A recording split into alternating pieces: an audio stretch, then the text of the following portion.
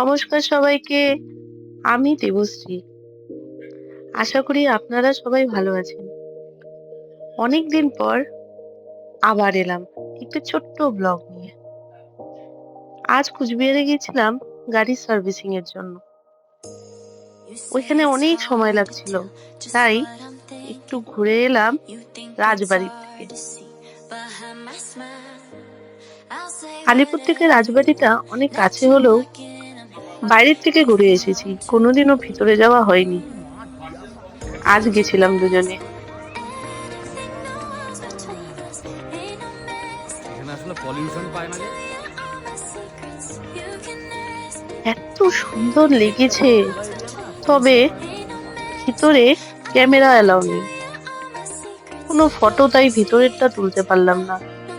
যতটুকু তুলেছি বাইরের থেকেই একটু তুলে আপনাদেরকে একটু দেখানোর চেষ্টা করলাম।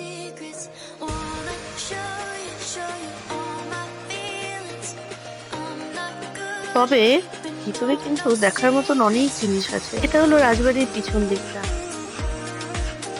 কি সুন্দর যে লাগছিল, ভীষণ সুন্দর লাগছিল।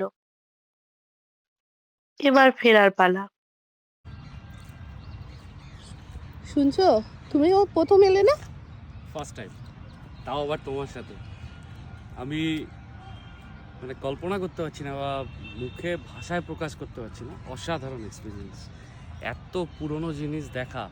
আর আরেকটা যেটা কথা না বললে খুব মিস হবে, সেটা হচ্ছে আমার ছেলে এখানে আসলে ছেলের মতো খুশি বোধহয় আর কেউ হবে না। ওর এত বেশি কিউরিয়াসিটি সব কিছু নিয়ে।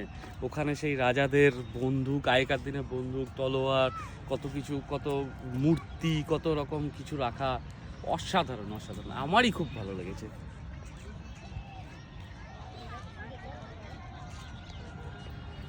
তাহলে যারা যারা এখনো ঘুরতে আসেনি তাদেরকে একটু বলে দাও যেন ঘুরে যায়।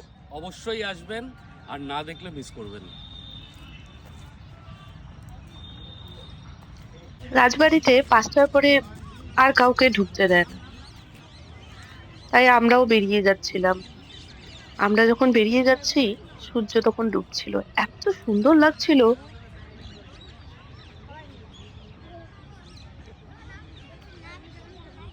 আমার সাথে সাথে ও ছবি তুলতে ব্যস্ত হয়ে গেল, আর আমাকে সমানে বলে যাচ্ছে চলো চলো চলো, দেরি হয়ে যাচ্ছে।